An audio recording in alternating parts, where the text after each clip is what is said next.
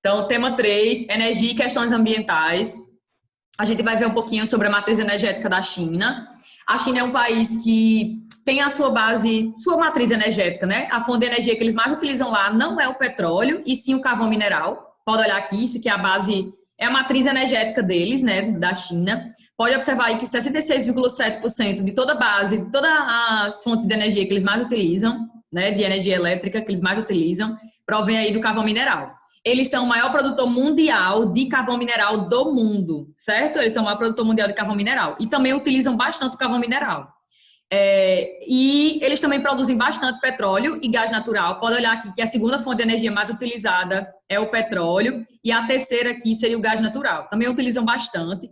Tem até uma ressalva aqui no livro de vocês que no ano de 2016, ou seja, há 4 anos, a China estava na 6ª posição, né, em produção mundial de petróleo e de gás natural, sendo que eles não conseguem produzir tudo que eles necessitam. Tipo assim, eles produzem bastante petróleo e gás natural, mas não dá para suprir a necessidade deles, que eles precisam. Utilizam mais, né, do que eles conseguem produzir. E aí eles acabam se tornando vulneráveis a nível econômico, porque eles precisam comprar petróleo e gás natural de outros países do globo.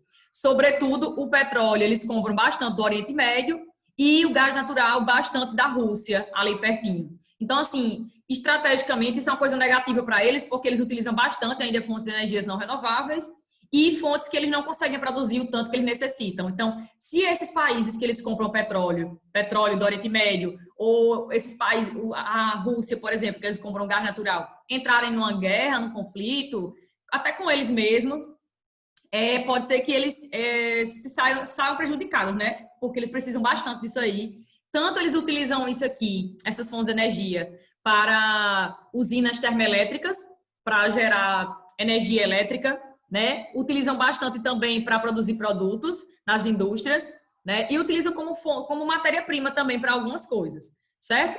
A gente vai ver que, sobretudo, o carvão mineral, que é a fonte de energia que eles mais utilizam, lá, o carvão mineral é muito utilizado em antigas usinas termoelétricas e também é muito utilizado em indústrias siderúrgicas, que produzem aço, ferro, que vai servir ali para outros tipos de indústrias. Então, assim, o carvão mineral ele é muito, muito abundante lá, eles são o país que mais produz, mas eles utilizam bastante também. Mais de 50% da sua produção de energia elétrica provém aí do carvão mineral. E, como eu falei, é muito utilizado para a indústria siderúrgica e nas antigas usinas termoelétricas de lá. Eles têm um sério problema relacionado ao carvão mineral. Por quê? Porque o carvão mineral é a fonte de energia não renovável mais poluidora de todas. Polui, inclusive, mais do que o petróleo, mais do que o gás natural, quando são queimados. E daí, um dos problemas que o país vivencia é essa questão, né? A gente vai ver lá na outra página que a China é um país que possui uma das piores qualidades de ar do mundo, né? Tem alguns dias na China que as pessoas precisam sair de máscaras. É recomendado que você saia de máscara na rua. E não estou falando da pandemia. Estou falando que normalmente, por causa do ar que é muito poluído, e aí eles podem absorver essa poluição atmosférica, podem ter problemas relacionados à respiração, sei lá, à visão, e aí contrair algum problema, né, patológico de saúde.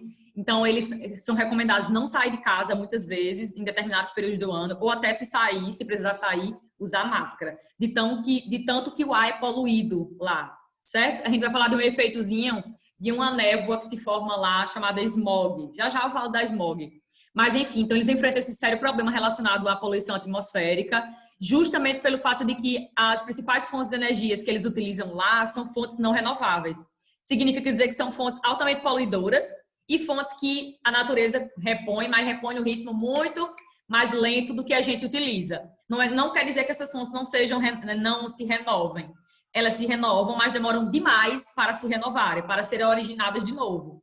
Então, e são as que eles mais utilizam. Observe essa matriz energética aqui em 2015 deles. O carvão lidera, né, como principal fonte de energia, seguido do petróleo, do gás. Aí vem aqui outras fontes de energias menores. Tem a nuclear, né? Aqui em uma proporçãozinha pequenininha. Aqui, 1,5%. Aí a gente vai encontrar as fontes de energias renováveis. A gente vai ver que a China é um dos países que mais investe em energia renovável. Um dos países que mais investem. E eles vêm fazendo isso justamente pelo fato de que eles utilizam muitas fontes de energias não renováveis e precisam se desprender dessa lógica de utilizarem essas fontes aí que tanto os tornam vulneráveis, porque eles precisam comprar, principalmente o petróleo e o gás, de outros países, se torna vulnerável por causa disso, e se torna vulnerável pelo fato de que eles têm aí um grande problema relacionado à poluição, tanto do ar, eu estou falando muito de poluição do ar, mas eles também enfrentam bastante poluição relacionada aos corpos hídricos, né? Também é um outro grave problema do chinês. E aí, é em decorrência dessa matriz energética deles, que eles precisam reverter essa situação. E aí eles vêm tentando investir ultimamente em várias fontes de energias renováveis. E são líderes na tecnologia, também na questão dos equipamentos de fonte de energia solar e fonte de energia eólica. E também possui a maior hidrelétrica do mundo, que é a hidrelétrica de Três Gargantas, feita há pouco tempo. Ela passou a ser operada mesmo, a funcionar agora no início do século XXI. Vou falar dela já já na frente. Mas, assim, eles têm um grande potencial hidráulico também. Mas, observe aqui na matriz energética, não é uma coisa que influencia demais para esse país. Porque, olha a porcentagem que eles utilizam dessas fontes aí. Olha aqui a hidrelétrica, né? Que eles têm a maior usina hidrelétrica do mundo. Que não é a brasileira de Itaipu, que é entre a binacional, né? É Brasil e Paraguai. Já foi, sim. Mas, hoje em dia, a maior usina hidrelétrica do mundo é a deles, é a de Três Gargantas. E dizem aí que eles estão construindo uma maior ainda. Mas apenas 3,2% da sua matriz energética provém aí das usinas hidrelétricas. Em relação aos biocombustíveis e biomassa, que também é renovável, né? Pega aí a matéria orgânica e transforma em energia.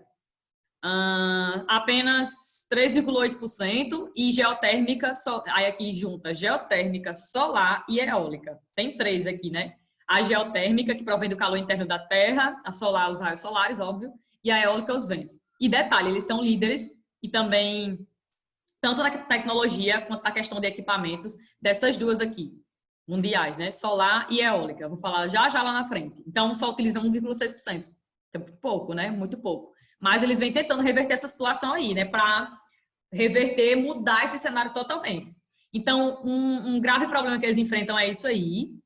Utilizam muito carvão mineral, que é a fonte mais poluidora. E detalhe, outro grande problema que eles enfrentam é o fato de que lá é muito comum as pessoas, a população, elas explorarem minas de carvão mineral a céu aberto, sem nenhuma fiscalização, sem nenhuma medida ali de prevenção, causando impactos no meio, né, de forma direta, porque são minas a céu aberto que não existe ali nenhuma regulação, né, fazem de modo muito irregular a exploração do carvão mineral. Então, uma das medidas que a China vem tomando seria fechar algumas dessas minas. Eles tentam fechar as minas de carvão mineral a céu aberto, que não tem nenhuma fiscalização ali, nenhuma maneira adequada de tratamento com aquele carvão.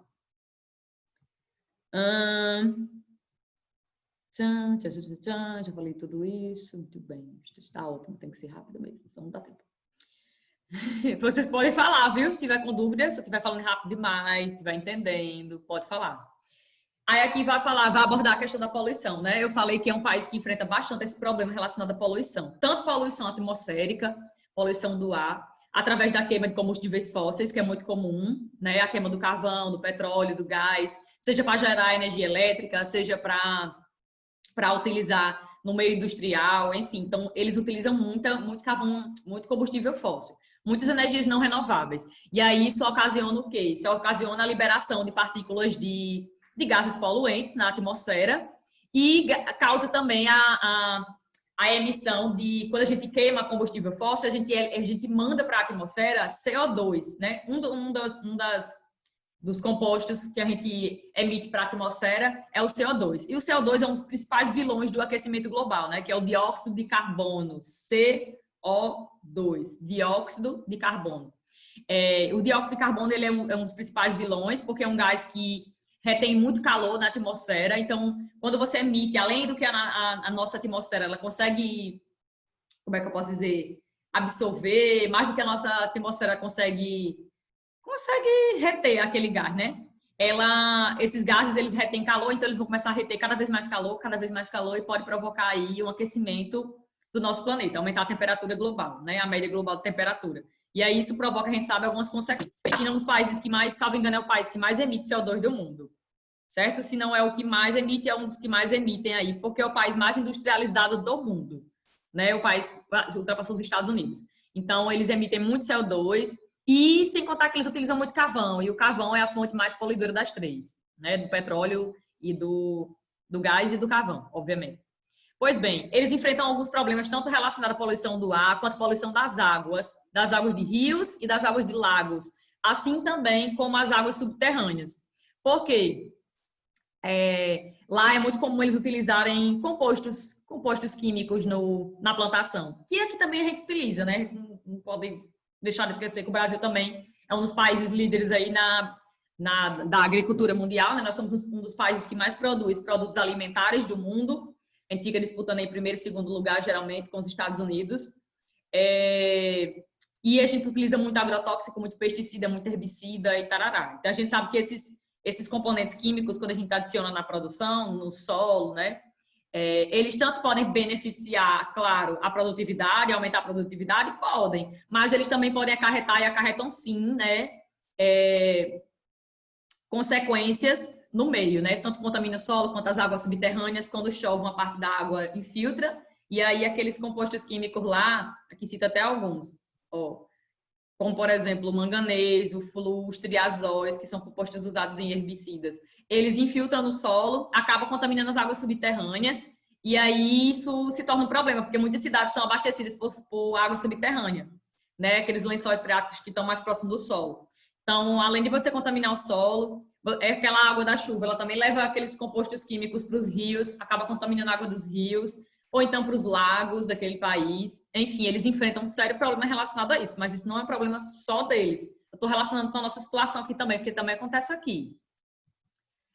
Aí, deixa eu terminar logo essa primeira parte aqui, que eu falo de novo sobre isso aí, então, aprofundada. Olha, aqui tem uma pesquisa que foi divulgada no ano de 2018, um ranking bienal elaborado por uma equipe de especialistas de universidades estadunidenses. Foi divulgado que a China foi classificada em 70º lugar, 120, lugar, em uma lista de 178 países com a pior qualidade, né, do ar do mundo, certo? Tá aí disputando aí com as piores qualidades do ar do mundo. Então, assim, é um país que enfrenta um sério problema por causa, principalmente, da queima de combustíveis fósseis, relacionados, obviamente, ao ar, né? A poluição do ar. E, como eu falei, tem dias lá que a população ela é recomendada não sair de casa, porque o nível de poluição está muito alto. E se sair, que saia com a máscara, usando uma máscara, porque você pode aí ter algum problema relacionado à sua saúde por causa desse contato com ar altamente poluído, né? Com partículas de poluição atmosférica. Como, por exemplo, é muito comum lá em cidades altamente industrializadas se formar uma névoa de fumaça que você pensa que está bonito para chover, mas não é. Tira a sua visibilidade do céu, você não vê o céu direito, não vê as nuvens direito, não vê o sol direito, né? Cria-se uma névoa de fumaça preta, escura, cinza.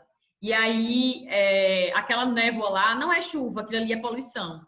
E aí as pessoas ficam, quando você sai, você fica em contato direto com aquilo, você pode ter uma série de problemas, né? Visão, ou então respiração, enfim, você pode ter uma série de problemas ocasionados por causa desse contato com essa nuvem de fumaça, que a gente chama de smog. S-M-O-G. Smog. O smog é muito comum se formar essa névoa de fumaça, tipo um nevoeiro de fumaça. É muito comum se formar, tipo isso aqui, vocês estão vendo as imagens, né? Se forma em locais que são altamente industrializados do mundo, né? E na China é muito comum acontecer essa formação aqui dessa névoa de fumaça. Principalmente naquelas ZI, né? As zonas econômicas especiais do litoral chinês, que são as áreas mais industrializadas do país. Aí tem um dado bem alarmante aqui no livro de vocês, que é super verídico, né? Teve um dado aí que foi divulgado no ano de 2016, onde 22 cidades chinesas foram classificadas como tendo níveis de poluição atmosférica ultrapassando 6 vezes o limite estipulado pela Organização Mundial da Saúde. O ar dessas 22 cidades estava 6 vezes a mais, o nível de poluição atmosférica estava 6 vezes a mais do que o normal, que é permitido com que a gente tenha contato. E a maior parte dessas cidades, inclusive a capital do país, também era uma dessas 22, mas a maior parte delas são cidades localizadas, obviamente, naquele litoralzinho lá, que é altamente industrializado. Então, assim, eles se preocupam bastante com isso, se preocupam. Mas a gente não vê eles mudando muita lógica, não, mas se preocupa um pouquinho com isso. E até recomenda à população que tome muito cuidado em alguns dias específicos do ano, onde geralmente a temperatura está mais baixa, tipo no inverno, que aí geralmente as partículas de fumaça, de gases poluentes, elas ficam geralmente aprisionadas próximo à superfície. E aí você respira esse ar contaminado, esse ar poluído. E podem se formar as smogs, né? Que são os nevoeiros de fumaça. Em virtude do alto consumo de combustíveis fósseis nas indústrias, nas termoelétricas, que são usinas que geram energia, né? Através da geralmente queima de combustível. Então, usam em indústrias termoelétricas e do aumento considerável do número de veículos automotores nas ruas também. Tudo isso liberando aí muitos gases poluentes para a atmosfera, acaba formando essa neblina poluente, que é a smog, né? Se concentra principalmente em indústrias de carvão e de ferro.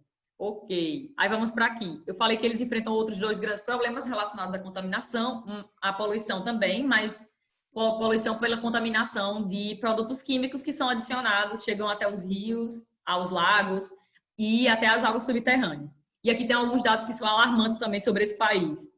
E são o seguinte: no ano de 2016, olha isso aqui, 32,9% da água da China só poderia ser utilizada em processos industriais, porque não poderia ser utilizada para consumo humano, certo? Não poderia. Não poderia ser aproveitada para o nosso consumo, para o consumo deles, na verdade, né? E 47,3% também em 2016 da água do país não poderia ser utilizada nem para a indústria, porque não podia, não servia. Estava tão contaminada, tão poluída que não poderia utilizar nem para a indústria. Então, eles enfrentam um sério problema relacionado a isso. E aqui embaixo tem um outro dado alarmante. 80% da água subterrânea, daquela água se forma através da filtração da água da chuva, né? 80% da água subterrânea da China se encontra contaminada por produtos químicos, como manganês, flúor e azóis, encontrados principalmente em herbicidas que são utilizados para o controle de ervas daninhas na plantação, né? Que acaba matando a plantação e aí acaba com a minha produtividade e enfim. Então, eles têm um grande problema relacionado a isso também, a contaminação dos recursos hídricos. Diante dessa situação, o que é que o governo vem tentando fazer? Vem tentando investir aqui na limpeza dos rios, vem tentando limpar os rios, investindo em fontes de água potável e também tentando endurecer, tentando enrijecer as leis ambientais e intensificando a fiscalização, para que os corpos hídricos não sejam tão abalados pelas atividades econômicas, né? Principalmente a agricultura, que é o que manda mais esses compostos químicos para os rios. Aí aqui tem um tópicozinho falando sobre soluções para a população. Quais seriam as soluções? E aqui já dá um indicativo que a gente já sabe, na verdade, a China é um país que durante muito tempo, sobretudo a partir do governo do Deng Xiaoping, né, a partir de 1978, quando ele chegou ao poder, no início da década de 80, começou a implantar as ZI, né, as Zonas Econômicas Especiais, zonas altamente industrializadas no litoral chinês. E aí a gente sabe que durante muito tempo a China priorizou o desenvolvimento econômico e ela ainda prioriza. O livro diz aí que, na verdade, hoje eles vão tentando mudar essa situação, mas a gente não vem percebendo isso até então. Mas, enfim. Então, durante muito tempo, eles tiveram aí essa logística, principalmente a partir aí da década de 1980 até hoje. É um país que vem adotando estratégias capitalistas, né, de economias de mercado e, portanto, vem utilizando muitas fontes de energia não renováveis para a produção industrial, para a geração de energia elétrica, para a produção de produtos. E daí tudo isso vem impactando sim no seu meio e, de certa forma, eles não sabem fazer. Algumas coisas eles não têm como ainda controlar, né? Mas o que a gente sabe é que eles estão tentando mudar, reverter essa situação. E tem até uma perspectiva aqui interessante. Diz o seguinte: a expectativa do governo, do PCC, do Partido Comunista Chinês, é de que a China consiga eliminar grande parte da poluição. Até 2030, ou seja, daqui a 10 anos, o consumo de carvão no país deverá cair 46%, em até 46%. O consumo de carvão mineral eles querem reduzir em até 46%.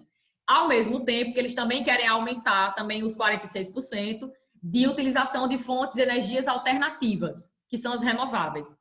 Fontes de energias alternativas são alternativas às não renováveis. Tipo assim, eu vou usar agora as alternativas, que elas seriam um meio da gente substituir as não renováveis, o carvão, o petróleo e o gás.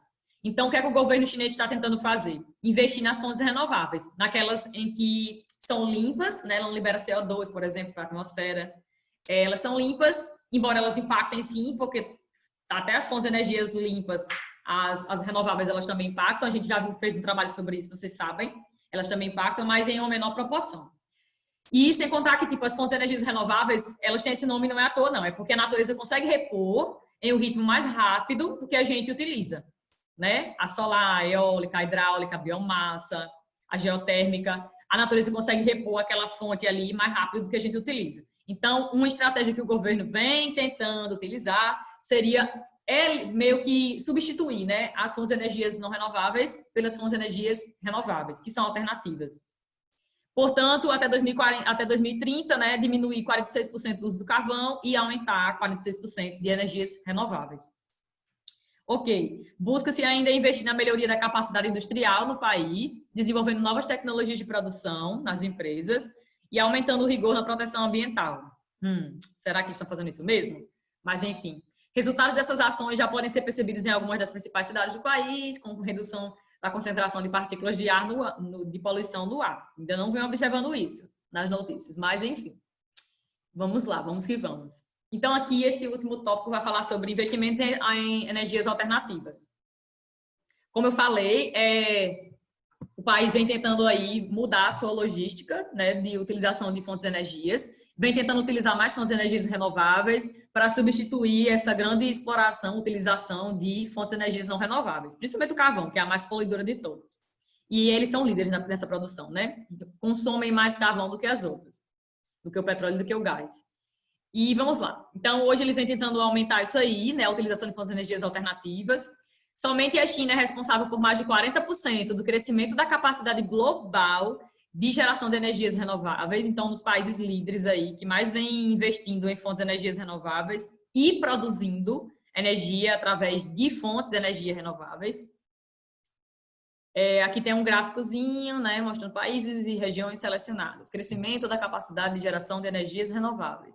2011 a 2022. Uma perspectiva aí, já que esse livro foi feito antes, né? Não está 2022, a gente está em 2020.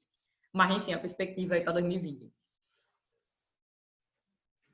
Aí tem aqui, né? 2011 a 2016, 2017 a 2022. Crescimento da capacidade de geração de energias renováveis.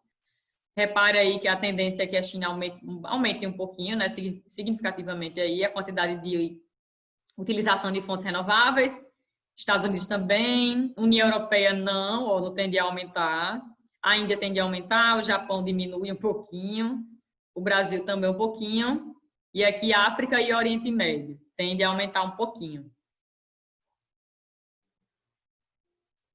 Eita, Gabriel, tô vendo você. Ai, meu Deus. Então, o país se destaca no desenvolvimento, como eu falei, eles se destacam principalmente em 3 fontes de energias. A solar, a eólica e a hidráulica. Em relação à solar e a eólica, essa parte aqui do livro vai abordar bastante sobre isso aqui, né? Sobre elas duas. E diz aqui, esses 2 dados são bem importantes. Com relação à eólica, que é a energia proveniente da força dos ventos, da direção dos ventos, a China tem a maior capacidade instalada do planeta de energia eólica, com cerca de 31,2%. Quanto à energia solar, o país ocupa a primeira posição na produção mundial de equipamentos voltados à geração desse tipo de energia, respondendo por cerca de 60% da capacidade total anual de fabricação de células fotovoltaicas.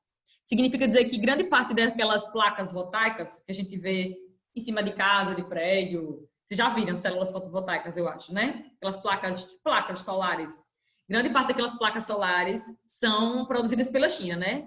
É um dos países, o país que mais produz aí. A primeira posição na produção mundial de equipamentos, ou seja, daquelas plaquinhas fotovoltaicas do mundo. Cerca de 60% da produção do mundo, né, da capacidade total.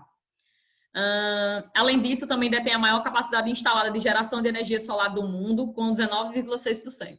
Então, eles aproveitam ao máximo aí a posição do país, né, para geração de energia solar. E também os recursos, né, investem bastante nisso. E, como eu falei, eles também são líderes na produção de energia hidráulica no mundo.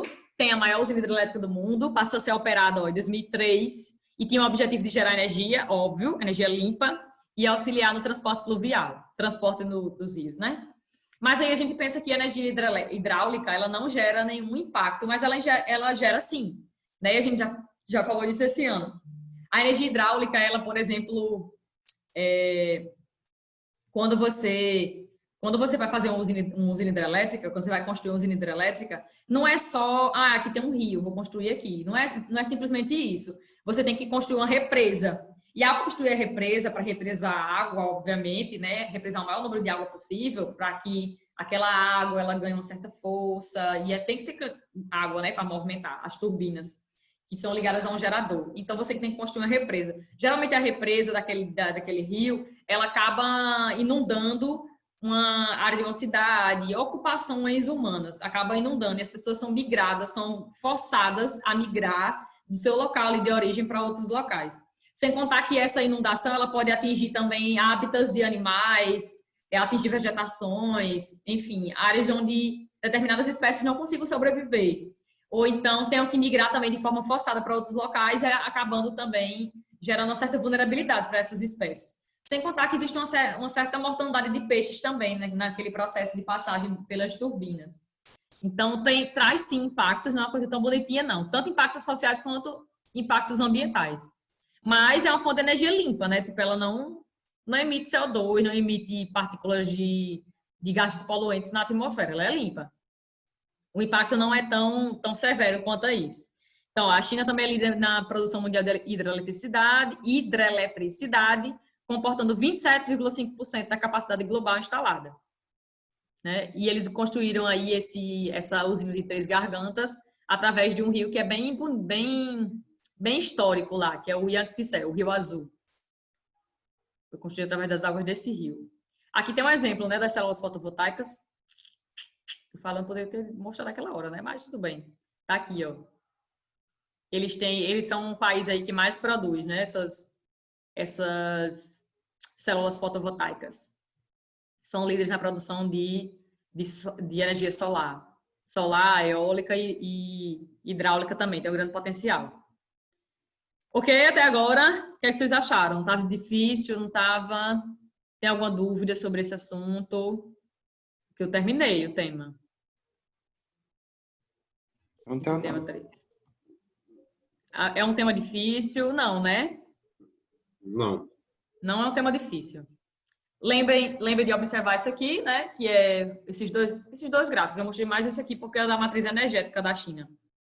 Que os graves problemas que eles enfrentam na questão ambiental é ligado a isso aqui, né?